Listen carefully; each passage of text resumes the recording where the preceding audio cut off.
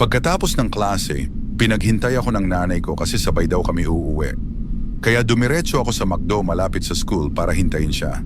Nasa second floor yung McDo at umupo ako sa gilid na may glass wall para kita ko yung mga taong dumadaan sa baba habang kumakain ako. Habang kumakain ako, may nadaanan akong pamilyar na mukha sa baba. Yung tindera ng mangga sa labas ng elementary school namin dati.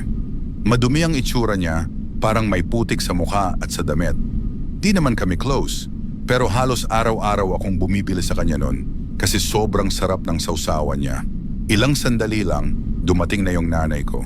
Pagkaupo niya, bigla niyang nasabi, "Alam mo ba, patay na pala yung nagtitinda ng mangga sa labas ng school niyo dati." Nagulat ako. Ang nasabi ko lang, "Huh?" Kakadaan lang niya dyan sa babae. Nakita ng nanay ko sa mukha ko na seryoso ako. Nagkatinginan lang kami. Wala na kaming nasabi pa.